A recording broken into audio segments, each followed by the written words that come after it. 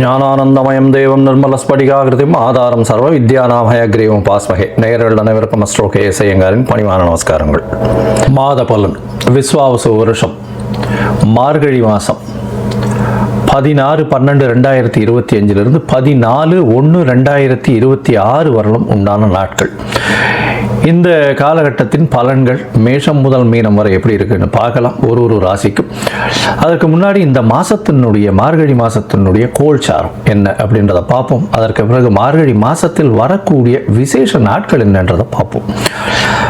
பொதுவாகவே மாத கிரகங்கள்னு சொல்லக்கூடிய சூரியன், செவ்வாய், புதன் மற்றும் சுக்கிரனுடைய மாறுதல்களை வச்சு மாதத்தினுடைய பலன்களை சொல்லுவோம். சூரியன் ஒரு ராசியிலிருந்து அடுத்த ராசிக்கு செல்றதை சௌரமான மாதம் என்பதை வச்சு நம்ம மார்கழி அப்படின்ற தனுர் மாதம் அப்படின்னு சொல்லக்கூடிய மார்கழி மாதத்தை கொண்டாடுறோம். இந்த மார்கழி மாதம் அப்படின்றது தட்சிணாயனத்தின் கடைசி மாதம். அதாவது 6 மாதம் உத்தராயணம், 6 மாதம் தட்சிணாயனம். அதனால் 6 மாதம் ஆடி மாதத்துக்கு அப்புறத்துலேருந்து பார்த்தாலேயானால் உங்களுக்கு 6 மாதம் தனுர் மாதம் வரலும் தட்சிணாயனம் வரும். இந்த தட்சிணாயனத்தினுடைய முதல் மாதமும் கடைசி மாதமும் ஆண்டவனுக்குன்னே உரித்தாக சொல்லக்கூடியது. அதனால் வீட்டு ஃபங்க்ஷன்ஸ் எல்லாம் அந்த மாதிரிலாம் இருக்காது.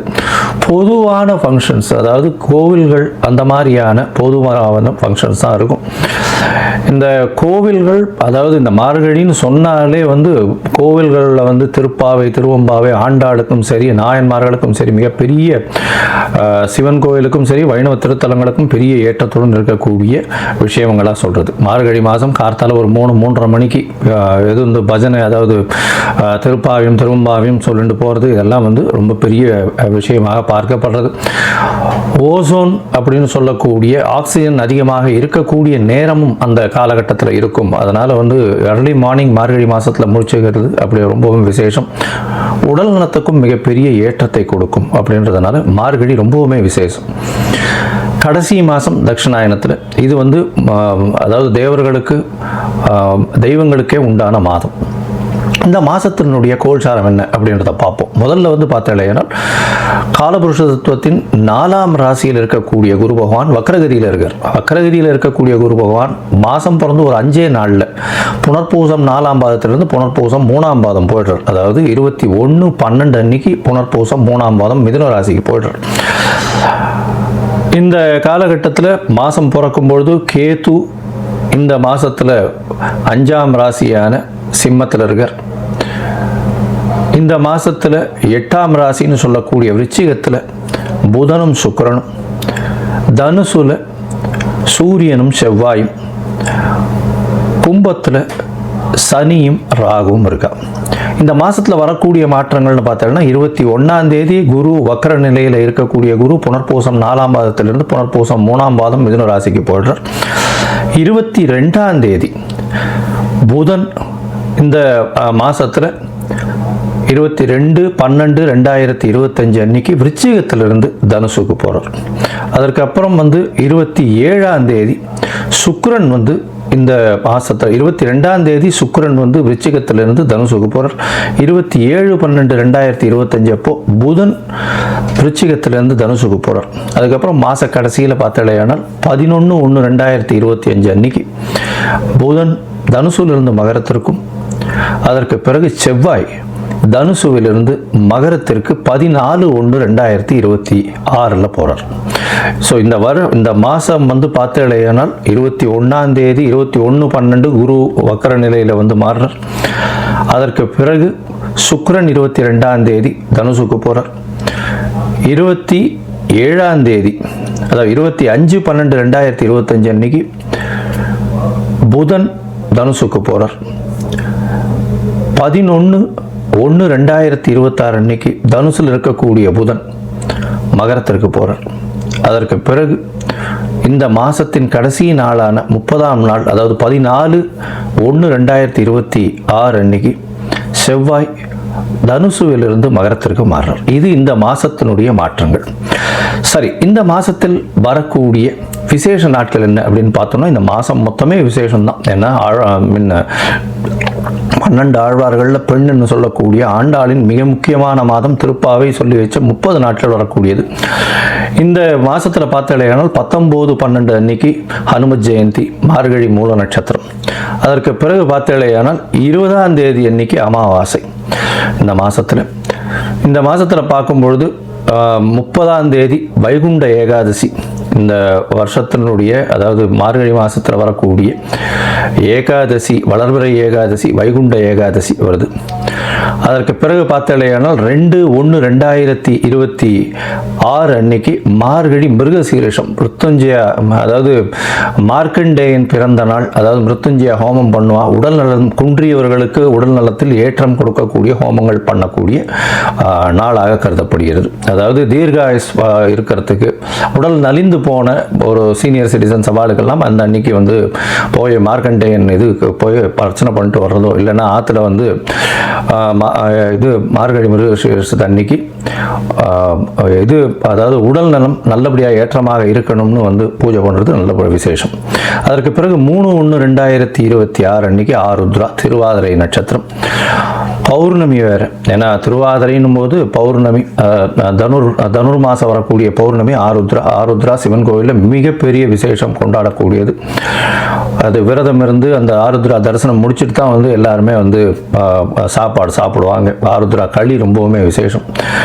இந்த மாதம் பார்த்தேலையானால், அதாவது 11/1/2026 அன்னைக்கு கூடாரை வெல்லும் சேர் கோவிந்தா உந்தன்னை அப்படின்னு 27வது பாசுரம் வரக்கூடியது. அதாவது கூடாரை வள்ளின்னு சொல்லக்கூடிய 27வது பாசுரம்.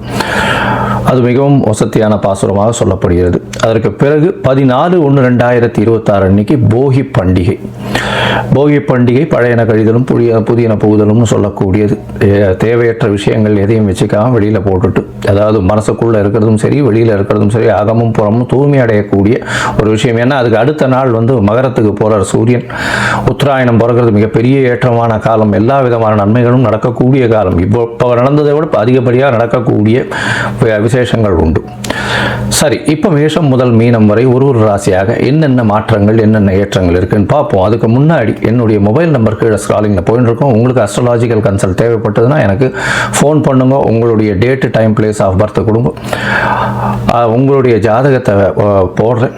உங்களுக்கு இப்போ உங்களுடைய நீங்கள் போட்ட உடனே உங்களுடைய கட்டணம் என்னன்னு சொல்கிறேன். அந்த கட்டணத்தை செலுத்திட்டு யூடிஆர் நம்பர் ஷேர் பண்ணுங்க. உங்களுடைய ஜாதகத்தை போடுறேன். சந்தி இருக்கான்னு பார்த்துட்டு உங்களுடைய ஜாதகத்தை போட்டுட்டு அதுக்கப்புறம் உங்களுக்கு அப்பாயின்மெண்ட் தரேன். உங்களுடைய தசாபுக்தி அந்தரம் சூக்ஷ்மம் இன்றைக்கு இருக்கக்கூடிய கோச்சார நிலைமைகளை வைத்து உங்களுடைய நிலைகளை பார்த்து உங்களுக்கு என்ன பரிகாரம், எந்த அளவு எளிய பரிகாரம் செய்யலாம் அப்படின்றதையும் பார்க்கலாம். சரி, இப்போ மேஷம் முதல் மீனம் வரை உண்டான மார்கழி மாதம் விஸ்வாவசு வருஷம் எப்படி இருக்கு அப்படின்றத பார்ப்போம். மேஷம், அஸ்வினி, பரணி, கிருத்திகை இந்த 3 நட்சத்திரம் 9 பாதங்களை கொண்ட ராசி. ராசியின் அதிபதினு சொல்லக்கூடியவர் வந்து செவ்வாய். உங்களுடைய ராசிக்கு 9ஆம் இடத்துல போய் இருக்கார். பெரிய விசேஷத்தை கொடுக்க போகிறார். இந்த மாதம் பார்த்தீங்கன்னா உங்களுக்கு எல்லா விதமான ஏற்றங்களும் இருக்கும். பித்ருக்களின் ஆசீர்வாதம் மிகவும் அதிகமாக இருக்கக்கூடிய காலகட்டம். என்ன சார் இப்படி சொல்கிறீங்க அப்படின்னா, இந்த மாதம் பிறந்து ஒரே வாரத்தில் பார்த்தாலேனால் குரு பகவானும் வக்ர நிலையில் வந்து உங்களுடைய ராசிக்கு 3ஆம் இடத்துக்கு வந்து 9ஆம் இடத்தை பார்க்குறார். செவ்வாயும் அங்கே இருக்கார்.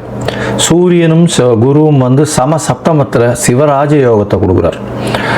அதை தவிர பார்த்தோம்னா குரு செவ்வாயினுடைய பார்வை குரு மங்கள யோகம்னு சொல்லக்கூடியதும் இருக்குது.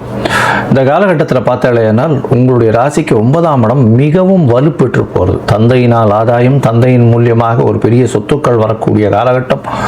அதை தவிர பார்த்தாலேனால் உங்களுடைய ராசிநாதன் 5ஆம் அதிபதி 2 பேரும் வந்து 9ஆம் இடத்துல போய் நிற்கிறதுனால பணம் வர்றதுக்கு எந்த விஷயத்திலும் தடங்கள் இல்லை. முயற்சிகள் எல்லாமே வெற்றி பெறக்கூடிய வாய்ப்புகள் நிச்சயம் உண்டு. இந்த காலகட்டத்தில் பார்த்தாலேனால் வெளிநாடு போகக்கூடிய யோகம், படிக்கக்கூடிய யோகம், மேல் படிப்பு படிக்கக்கூடிய யோகம், இது எல்லாமே அதிகமாக இருக்கக்கூடிய வாய்ப்புகள் உண்டு. தந்தையின் சொத்துக்கள் வரக்கூடிய வாய்ப்புகள் நிச்சயமாக இருக்கும். உங்களுடைய ராசிக்கு பார்த்தோம்னா பெரிய ஏற்றம் இந்த காலகட்டத்தில் வந்து ஒரு நல்ல தசாபுக்தி நடந்தது. ஆனால் உங்களுக்கு வந்து குபேர சம்பத்து வரக்கூடிய வாய்ப்புகள், அதீதமான நில சொத்துக்கள் வரக்கூடிய வாய்ப்புகள் இந்த காலகட்டத்தில் இருக்குது. இந்த மாதம் பார்த்தலையானால் உங்களுடைய ராசிக்கு 5ஆம் இடத்துல கேது பகவான் இருக்கிறதுனால சிறு சிறு தொல்லைகள், அதாவது தொல்லைகள் எதில் இருக்கும் அப்படின்னா 5ஆம் இடத்துல இருக்கிறதுனால குழந்தைகள் மூலியமாக தொல்லைகள் வரக்கூடிய வாய்ப்புகள் உண்டு. குழந்தைகளுடைய உடல் நலத்தில் கொஞ்சம் ஜாகிரதையாக பார்த்துக்கிறது ரொம்பவுமே நல்லது. அதோட பார்த்தீங்கன்னா 11ஆம் இடத்துல சனி ராகு இருக்கிறதுனால அபரிமிதமான லாபங்கள் வரும். செய்யக்கூடிய தொழிலில் அபரிமிதமான லாபங்களை எட்டக்கூடிய காலகட்டமாக அமைய போகிறது. இந்த காலகட்டத்தில் பார்த்தீங்கன்னா எந்த ஒரு தொழிலாக இருந்தாலும் இங்கே எடுத்த காரியங்கள் நிச்சயமாக நிறைவேறும், கவலைப்படவே தேவையில்லை. ஏன்னா 9ஆம் இடம் பார்த்தீங்கன்னா ஒரு 22, 25 தேதி 25/12, அதாவது ஒரு 10 நாளுக்குள்ளேயே 4 கிரகங்கள் இருக்கக்கூடிய நிலைமையாக இருக்குது. 4 கிரகங்கள் இருக்கிறதுனால 7ஆம் அதிபதியும் 9ஆம் இடத்துல, 5ஆம் அதிபதியும் 9ஆம் இடத்துல, இந்த மாதிரியான விஷயங்கள் இருக்கிறதுனால நீங்கள் மனசில் நினைச்சது எல்லாமே கண்கூடாக பார்க்கக்கூடிய காலகட்டம். நினைத்த காரியங்கள் நிச்சயமாக நிறைவேறக்கூடிய காலகட்டம். ஏன்னா 3ஆம் அதிபதி, 5ஆம் அதிபதி, 7ஆம் அதிபதி எல்லாருமே 9ஆம் இடத்துல போய் நிற்கிறார். 9ஆம் இடம்னு சொல்லக்கூடியது திரிகோணஸ்தானம். அதுவும் பூர்வ புண்ணிய புத்திர ஸ்தானத்தை விட, அதாவது 9ஆம் இடம் தந்தை தகப்பன் ஸ்தானம், பித்ருக்களுடைய ஸ்தானம்னு சொல்லக்கூடியது. அதனால இந்த 9ஆம் இடத்தை வைத்தே ஒருத்தர் மேல் படிப்பு படிக்கிறது, வெளிநாடு போகிறது, வெளிநாட்டுக்கு போய் படிக்கக்கூடியது, இது எல்லாவற்றிலும் உங்களுக்கு பெரிய மேன்மை கிடைக்கக்கூடிய காலகட்டமாக அமைய போகிறது. இந்த மாதம் பார்த்தேனால் உங்களுக்கு 11ஆம் இடத்துல இருக்கக்கூடிய சனி பகவானும் சரி, ராகு பகவானும் சரி அள்ளி கொடுக்கக்கூடிய காலகட்டம். இவ்வளவு நாளாக பணத்திற்கு தட்டுப்பாடு இருந்திருக்கும். உங்கள் கையில் இப்போ பார்த்தேனால் பணம் சரளமாக புரளக்கூடிய வாய்ப்பு மிகவும் அதிகமாக இருக்கும். ஏன்னா சனி பகவானையும் வக்கர குரு வேற பார்க்க ஆரம்பிச்சிடுறார். அதனால குருவும் ராகுவும் பார்க்கறதுனால அதீதமான லாபம் வரும். ராகுவுக்கு வக்கர கிரகங்கள் பார்த்தாலோ வக்கர கிரகங்களோடு சேர்ந்து இருந்தாலோ அதீதமான ஒரு பலனை அள்ளி கொடுப்பார். அதுவும் 11ஆம் இடத்துல போய் இருக்கிறது அதீத பலனை கொடுக்கக்கூடிய காலகட்டம். எந்த தொழில் செஞ்சீங்கன்னாலும் அந்த தொழிலில் அபரிமிதமான லாபம் வரும். எதிர்பாலினத்தவர் மூலியமாக நல்ல ஒரு ஏற்றமான விஷயங்கள் கிடைக்கும். அதோட பார்ட்னர்ஷிப் பிஸ்னஸில் எடுத்த விஷயங்கள் நிச்சயம் கைகூடக்கூடிய காலகட்டமாக அமைய போகிறது. இந்த மாதத்தில் பார்த்தலையானால் அதுவும் மருத்துவம் சம்பந்த, அதை தவிர இந்த நெருப்பு சம்பந்த, இரும்பு சம்பந்தம் இது, அதை தவிர இந்த ஸ்டிச்சிங்னு சொல்லக்கூடிய இந்த இது தையல் வேலை செய்பவர்கள், அவர்களுக்கெல்லாம் ஆட்டோ ஓட்டுநர்கள், அதை தவிர சமையல் கலை வல்லுநர்கள், இந்த வீரர்கள், அதாவது யூனிஃபார்ம் சர்வீசஸில் இருக்கிறவங்களுக்கு, சோல்ஜர்ஸ், அவங்களுக்கெல்லாம் பார்த்தீங்கன்னா அதீதமான ஒரு பெரிய ஏற்றம் கிடைக்கக்கூடிய காலகட்டமாக அமைய போகிறது. இந்த மாதத்தில் பார்த்தலையானால் நீங்கள் எடுத்த காரியங்கள் நிச்சயமாக ஜெயமாகும். மொத்தத்தில் பார்க்கும்பொழுது இந்த மேஷராசிக்காரர்களுக்கு அபரிமிதமான ஏற்றமான காலம். 9ஆம் இடம் வலுப்பெற்று போகிறதுனால எடுத்த காரியங்கள் நிறைவேறும். தந்தையின் சொத்துக்கள் வரக்கூடிய காலம். உங்களுடைய ராசிநாதனும் 9ஆம் இடத்துல இருக்கிறதுனாலையும் திரிகோணத்தில் இருக்கிறதுனாலையும் திரிகோணாதிபதியால், அதாவது குருவினாலேயே பார்க்கப்படுறதுனாலையும் பெரிய ஏற்றம் கிடைக்கும். புதிய வீடு மனை சொத்துக்கள், அதாவது மூதாதையர்கள் சொத்துக்கள் சேரக்கூடிய காலகட்டமாக அமையும். குழந்தைகள் மூலியமாக பெருமை சேரும். குழந்தைகள் உடல்நிலையில் சற்று பின்னடைவு இருக்கும், இருந்தாலும் குழந்தைகள் மூலியமாக பெருமை சேரும். செய்யக்கூடிய தொழிலில் அதீதமான ஏற்றம் இருக்கக்கூடிய காலகட்டமாக அமையும். அதோட பார்த்தீங்கன்னா உங்களுடைய பார்ட்னர்ஷிப் தொழிலில் மிகப்பெரிய ஏற்றம் இருக்கும். எதிராளிகள் மூலியமாக பணவரவிற்கு பஞ்சம் இருக்காது. செய்யக்கூடிய வியாபாரத்தில் அதீதமான லாபங்கள் இருக்கக்கூடிய காலகட்டமாக அமைகிறது. இந்த காலகட்டத்தில் நீங்கள் அருகில் இருக்கக்கூடிய வடபழனி முருகன் கோவில் போயிட்டு வாங்க. முருகன் கோவில் போயிட்டு முருகனை சேவித்து விட்டு வாருங்கள். மஞ்சள் கலர் துண்டு அங்கே தானம் கொடுத்துட்டு வாங்க முருகனுக்கு. அது மிகப்பெரிய ஏற்றத்தை கொடுக்கும். அதை தவிர பார்த்தீங்கன்னா உங்களுக்கு வரக்கூடிய சந்திராஷ்டம நாள் அப்படின்னு சொல்லக்கூடியது, அதாவது உங்களுடைய முயற்சிகள் நிச்சயமாக வெற்றி பெறும். இருந்தாலும் சில நாட்கள் உங்களுடைய முயற்சிகளை தள்ளி வைக்கிறது நல்லது. அந்த சில நாட்கள்னு சொல்லக்கூடிய சந்திராஷ்டம நாட்கள். சந்திர பகவான் 8ஆம் இடத்துல மறைந்திருக்கும் பொழுது வரக்கூடியது சந்திராஷ்டம நாள். இந்த சந்திராஷ்டம நாள் அன்னைக்கு பார்த்தேனால், அதாவது 17/12/2025 19/12/2025 வரும். இந்த மாதம் பிறந்த உடனே 2வது நாள்லேருந்தே உங்களுக்கு சந்திராஷ்டம காலம் ஒரு 3 நாள் இருக்கு. சந்திராஷ்டம காலம் எல்லா நட்சத்திரக்காரர்களுக்கும் ஒரே இதில் வருமா அப்படின்னா, உங்களுடைய நட்சத்திரத்துக்கு 17வது நட்சத்திரம் எதுவோ அந்த நாள் மட்டும் ரொம்ப ஜாகிரதையாக இருக்கும். எந்த ஒரு கமிட்மெண்ட்டும் கொடுக்காதீங்க. யாருக்கும் வாக்குறுதி கொடுக்கறது, ஜாமீன் கையெழுத்து போடுறது, அவருக்காக நீங்கள் பண்ணுறது, தேவையில்லாத விஷயங்களை தலையை கொடுக்கறது, இதெல்லாம் உங்களுக்கு பெரிய பின்னடைவை ஏற்படுத்தக்கூடிய வாய்ப்புகள் நிச்சயமாக உண்டு.